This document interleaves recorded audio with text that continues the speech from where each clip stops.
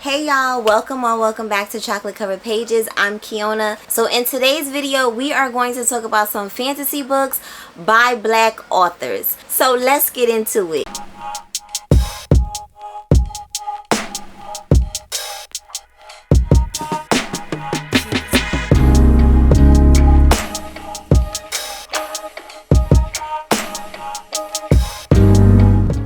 Okay, so I wanted to do this video for some time now. I have a very specific list of books that I want to talk about. Obviously, they are all by Black authors, but I know that some of the people that watch this channel, they're not really into fantasy or they're afraid of fantasy. So it's gonna be a mixed bag of people that are clicking on this video. If you're new here, welcome. I hope you stick around. This is a great time for you to hit the subscribe button, and also this is also a good time for you to hit the thumbs up button. So the way this video is going to go is I'm going to start from beginner fantasy to a bit more challenging fantasy for those of us that have been reading fantasy for a while and they like, yeah, give me all the world building, give me all the, you know, the magic systems, all the things, right? So let's start with a few baby steps, right? Okay, so the first book I want to recommend is going to be The Good Luck Girls by Charlotte Nicole Davis. This is a young adult novel, and it came out a few years ago, but I feel like it didn't really get the love that it should have gotten, in my opinion. This is a Western. So in this world, there is something called the Welcome Home. And the Welcome Home is where these good luck girls live. But there's nothing good or lucky about them staying in this house, honestly. These girls have been sold to this house, and the young girls in this house are pretty much in servitude. You know, they're cooking, they're cleaning, they're taking care of the house, they're changing the sheets and blah blah blah blah blah, right? When these girls become 16 years old, they are required to then begin taking on clients. And then you could figure out what they're doing with these creepy older men that are coming to this house. So in this book, we are following 5 ladies, and these 5 ladies all live in this house. However, one day, one of them accidentally kills one of the clients, and she knows that she has to get the hell out of Dodge, all right? So when she decides that she has to leave, her sister comes too, and some other girls follow them as well because they don't want to stick around to continue living like this. So the problem is they have these markings on their face, so once someone sees them, they know immediately, oh, this is a good luck girl. She's not even supposed to be out here right now. She's supposed to be at the welcome house. There's a rumor that there is a woman that used to be a good luck girl, but she was able to find a way to remove the markings from her face. They are on this journey to find this woman. So they're heading there. Things are happening. There's humans after them. There's inhuman things after them. And they going through it. Like, these ladies are really going through it, but it is such an adventure, y'all. I love fantasy books like this. You know, I really do. Now, don't get me wrong. I love adult fantasy. I find adult fantasy to be top tier. But when it's this type of young adult fantasy for me, like, it just, I don't know, it makes me feel a little warm. You know, like when it's just like an adventure. And I mean, obviously these girls have been through terrible things, right? That aren't like super, you know, warm and fuzzy. But just them going on this adventure and them like breaking out of this crib is everything. And then the sisterhood between the ladies is amazing to see. Like, I love to see that. There's also a little queer romance in this book, so you know, it's a good one. it's a good one. It's a good one for sure. Okay, so the next book I want to recommend that is also a young adult novel is Beasts of Prey by Ayana Gray. This one I also very much enjoyed because this one actually talks about real African mythical creatures that I'd never heard of in my life, but apparently are like a thing. So it was really cool for me to, you know, kind of get that information. You know, the more you read, the more you learn. I just love it, right? So in this book, we meet this girl named Kofi. Kofi is 16. She is pretty much indentured to working at something called the Night Zoo. This is a world where there is no more magic, right? There's no more magic. It doesn't exist. Kofi is working at the Night Zoo where a lot of these mythical creatures are living, and she has to take care of them, her and her mom. Then we also meet this teenage boy named Ekon, and Ekon is the second son. He has a legacy that he feels like he has to fulfill by being a part of something called the Son of Six, which is an elite warrior group of men. So he is trying to really get into this group. Kofi got her own issues over there in the Night Zoo with her mom and the manager of the Night Zoo. And then in this community, there is also this creature called the Shetani. The Shetani has been wreaking havoc all over this community. It has been killing a bunch of people. We don't know why, but we just know that once the Shetani see you, you're dead, basically. So somehow we find out that Kofi is able to tame this Shetani. So Ekon gets the bright idea that him and Kofi should have a little alliance and that they should hunt the Shetani down. Now, they both have different reasons for why they want to go on this crazy quest of hunting down this animal, but you know, they both agreed. They're keeping their reasons for why they want to do this very secret, and they are now going on this quest together. Well, when they're on this quest, they are finding out a whole lot more than what they thought that they was going to be finding out. They're getting more than the Shetani when they're going on this quest. And it is just, once again, adventure. Just adventure. I would absolutely recommend this one for people that have, you know, teenagers in their life and they want to just show them like, listen, this is a black African inspired fantasy written for you. Here you go. You know, this one, I think even boys would like it. This is not just for girls. This is definitely a book that I could just see teens really enjoying. I mean, I'm a grown woman and I enjoyed it. Lots of secrets in this one. So many secrets to be uncovered in this one. I was actually very surprised. So I definitely recommend this one, especially for those of us that are just kind of dipping our toe into fantasy. You know, we just kind of see, you just kind of wanting to see like what it's looking like over there. This is a good one to kind of start with. So now we're done with the young adult. Now we are moving on to magical realism. Now I'll be honest, magical realism is not one of my favorites, but I can appreciate magical realism when it is done right. I don't like magical realism when it is just kind of randomly thrown in places just so that y'all don't have to explain nothing to us. I don't like that type of magical realism, right? So, but this is not that. This is the type of magical realism that I enjoy. So this book is called Remembrance by Rita Woods. So this is a historical fiction fantasy novel. And it is set during 1857 for the most part. And obviously this is during slavery times. Now imagine a place where the enslaved people that have run away, this is a secret stop on the Underground Railroad. But this is not a place where any white person can even find. Even if they're standing right there, they can't find it, they can't see it. It's like it doesn't exist. This is a place where it is pretty much controlled by this woman, and she has to allow the person to come in, right?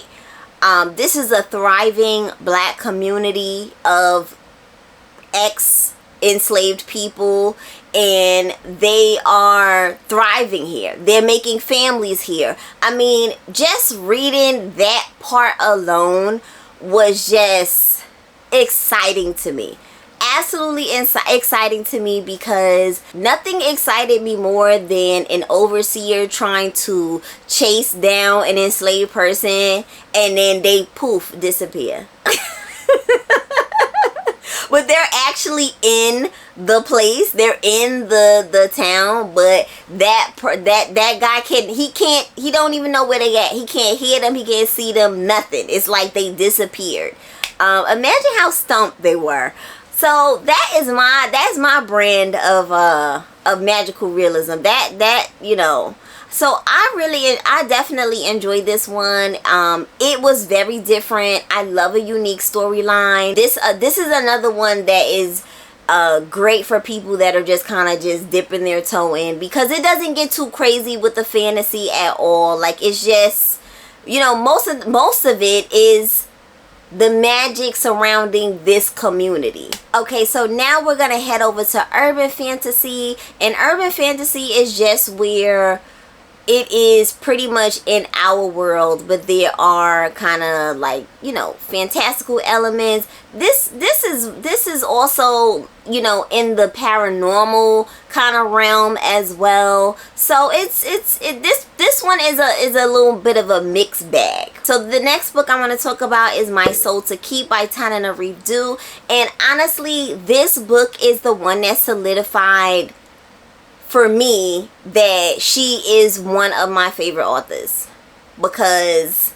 she just, Tananarive is something special. And for it to be as old as it is, like, this book was written so long ago. I think this book was written in like the 90s. Like, this book is old, but it's so good, right? So in this book we meet this woman named Jessica, and Jessica is married to this man named David, and she feels like David is just the perfect guy.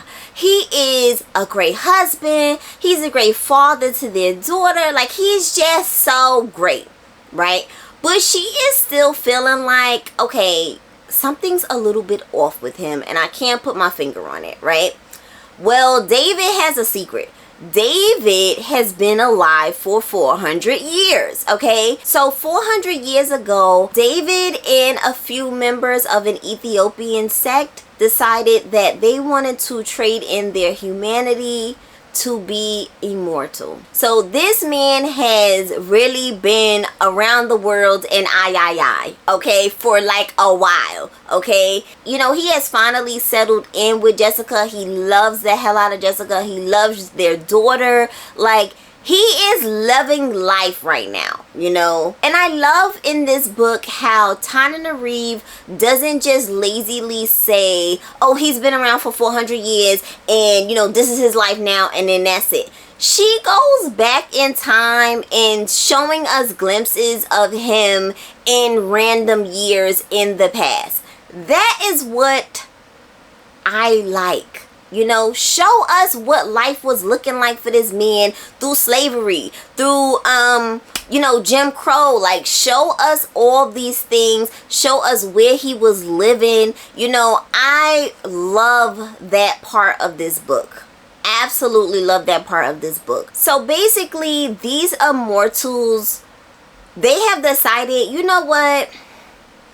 We want David to come back home. You know, he been chilling in Miami with his little family and stuff, and, you know, enough is enough.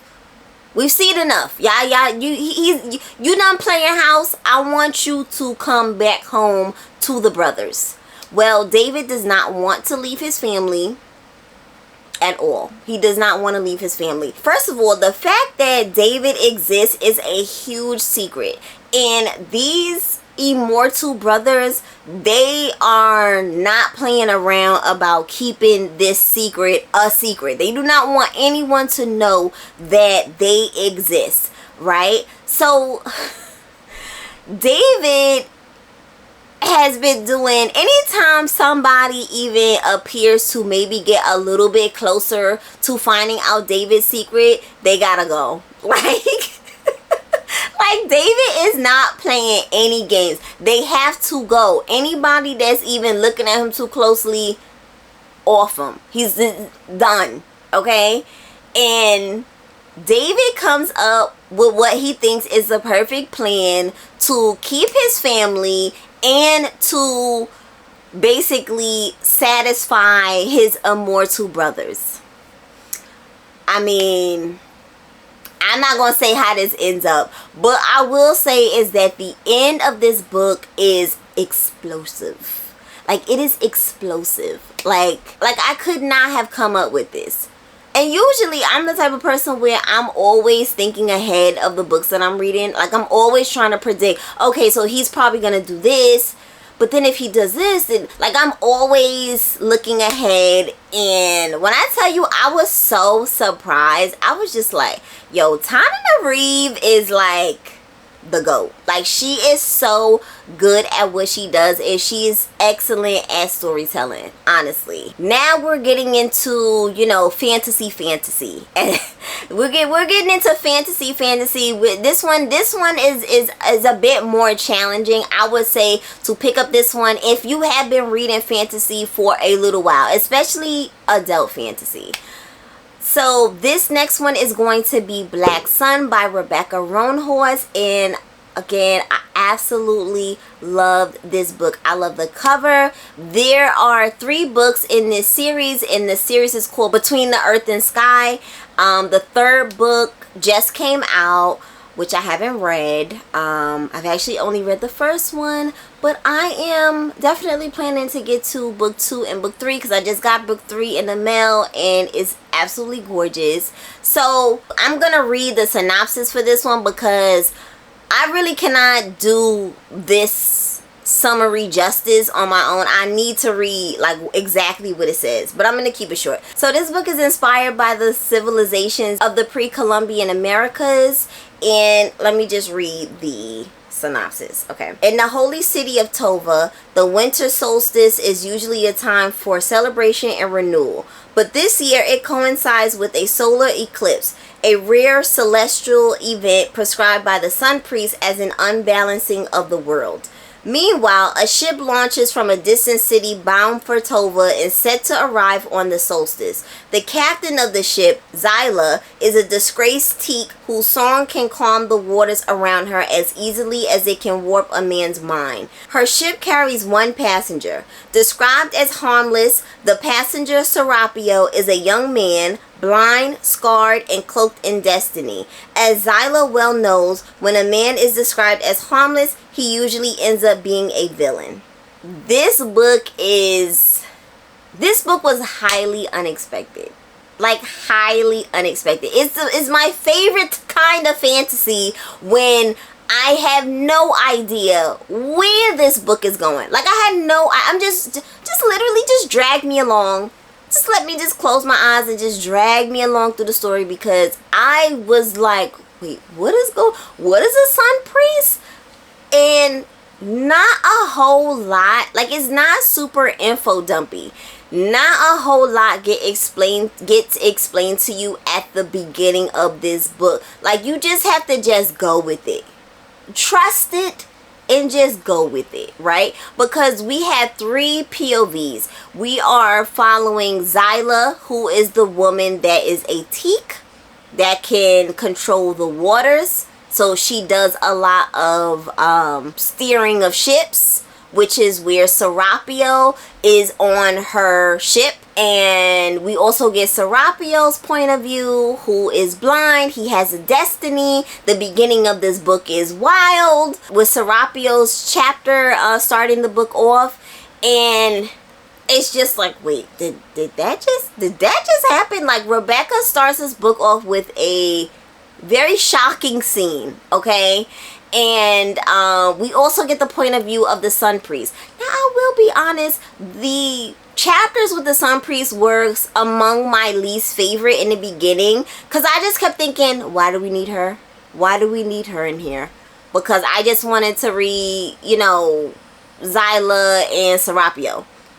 But I fully understand now that I finished the book why her chapters were needed. right? Because her chapters brought us a different perspective from the Sun Priestess side, from that whole area over there. Because remember, Zyla and Serapio, they're in the same place. So they got one perspective, right? And I'm just kicking myself now that I'm talking about it. Like, why the hell didn't I read the second book? Why did I not read it? But yes, this one is actually not even that long. It might be like 300 something pages, maybe 4, maybe.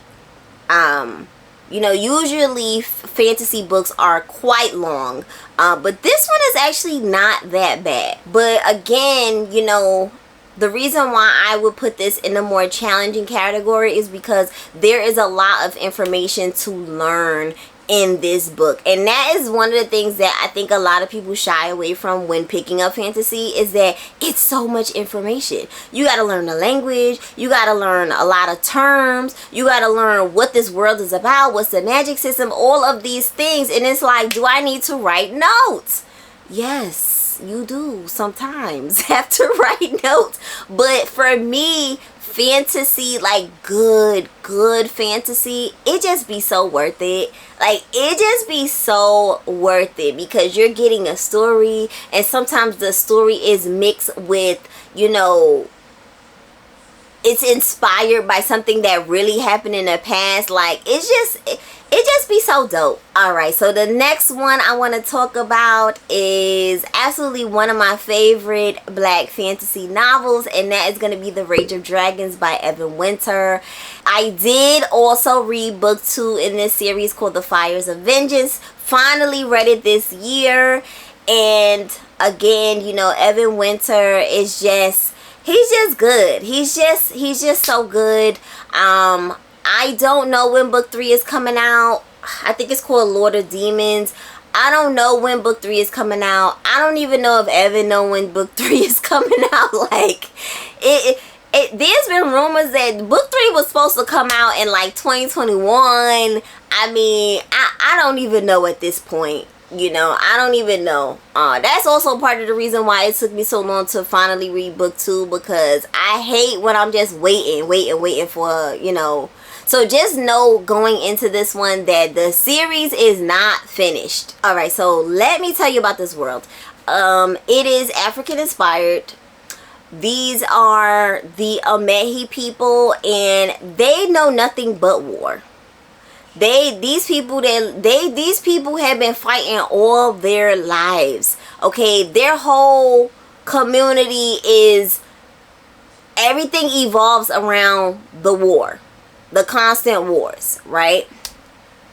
So 1 in 2,000 women in this community are considered the gifted. Not everyone obviously gets it. It's a very rare thing to find yourself being a gifted, which is why it's 1 in 2,000 women, right? And then 1 in 100 men get to be what's called an enraged Ngoyama, right? Which is like a huge big monster, right? What I love about the structure of this world is that nothing happens without the women. It is very, like, nothing happens without the women. The gifted women are the ones that call the dragons down. Oh, did I mention that there was dragons? There are dragons. And I love that for us, right? So the women are the ones that call the dragons down to get it popping during the wars, right?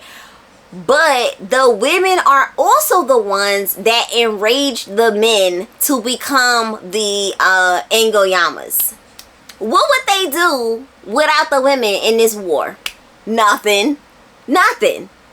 They would be sick. They would be so sick. So I love that part of this world. Anybody that doesn't fit in this gifted category or whatever, they are kind of like the bottom, you know, of the totem pole. You know, the gifted are up here, and then, you know, the people that aren't gifted, they at the bottom. They, you know, they're helping in some kind of way, right? And then you have like kind of like a like an army kind of that they have here as well, which is just regular men that have learned to fight really well, you know, in battles.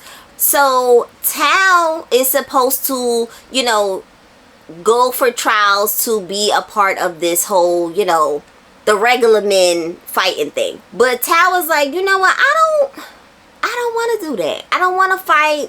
I want to live a soft life.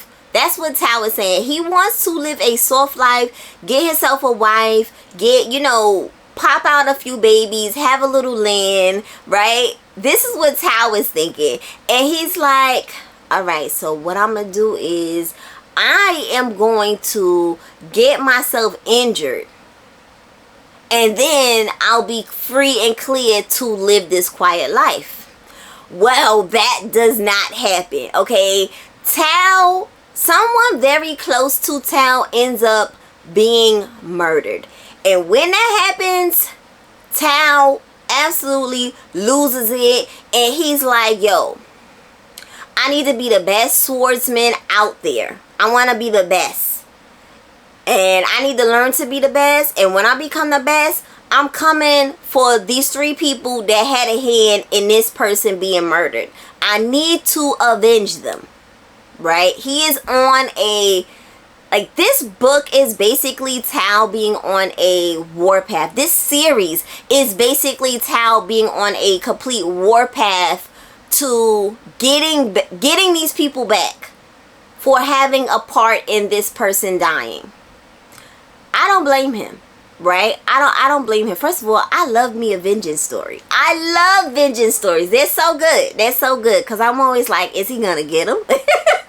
Like, I love that. So Tao has to do, like, you know, these tryouts and stuff like that to try and get into this I can't remember what's the official name for them, but this little, you know, group of men, you know, think like African Spartacus.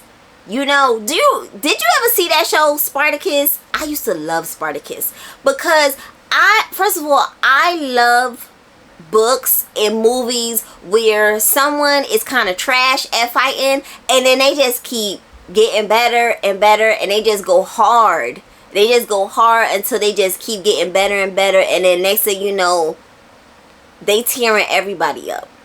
I love that. I love that, okay? And that's probably one of the things I really enjoyed about this book. Like, just how hard Tao was willing to go to try to meet his goal of being that dude. So, yeah. As you can tell, I love this book. I absolutely love this book.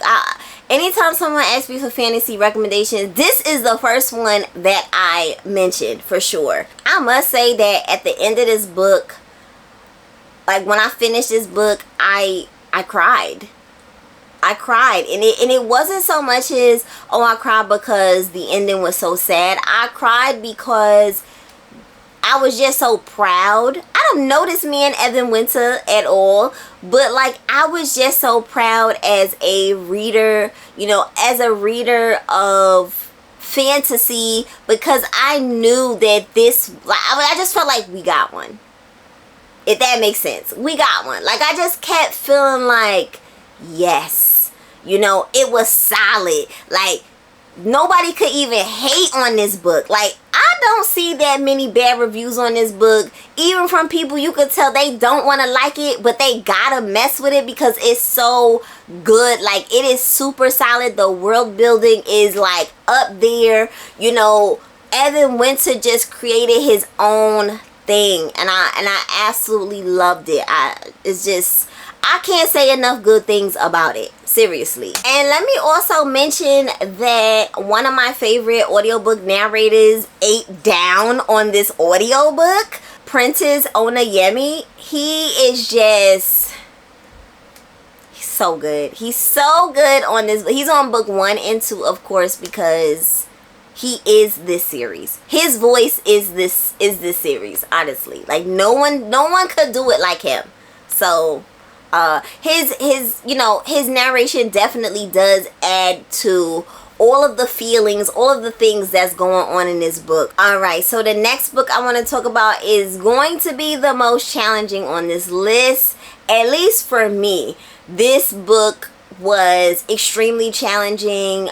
It took me a while to read it. When I finished reading it, finally, I had to go lay down. Like, I just had to go lay down and rest my brain, because when I tell you an epic, like, this is an epic, okay? The 5th season by NK Jemisen, nobody's seeing her. Nobody is seeing NK Jemisen over here for this. No. This is why she keep getting awards every time she put out another installment in this series. She got a nebula. Like, that's how you know it's fire. That is how you know, right? In this book, we have people that can literally create earthquakes because they upset. Like, like, that is what they can do. Literally shake the earth, rubble, and just create disaster. Everybody is afraid of these people in this world that can do that. But here's the part that I didn't get was, these people are so scary that somehow they are on the bottom of the totem pole. How does the scary person that could kill all of us just from, you know, being upset about something, how are they on the bottom? I didn't understand that at all. But when the people in this world find out that you are one of the people that have this ability, they want to put you in this school that basically tries to show these people how to suppress it, you know, how to keep it calm, and you know, they want to control this ability that they have. And to me, that was a bit crazy. Something wild happens at the very beginning of this book. So the book starts off with a complete bang. It does. It absolutely starts off with a complete bang, and you're just like, wait, what's happening here? Oh my gosh, right? But you have to keep reading, because the way NK Jemisen just slowly peels back each layer of what this world is about. I love the way NK Jemisen tells this story, because she does it in a way that keeps you intrigued the entire time. I was never bored. I continuously wanted to know what was going to happen next, right?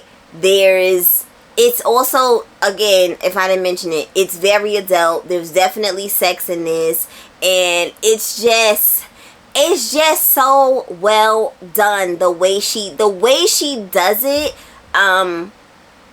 like, I don't know who compares to her, honestly. I really just don't.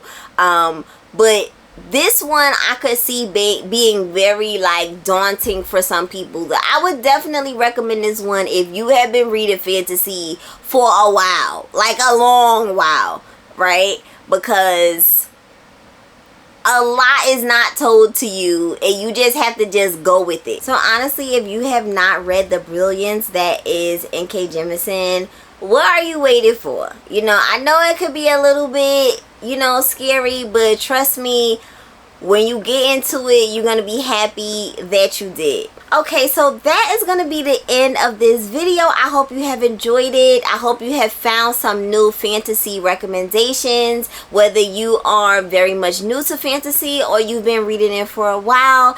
And I hope that you will give this video a thumbs up if you enjoyed it. Subscribe if you haven't already, and I will catch y'all in the next video. Bye!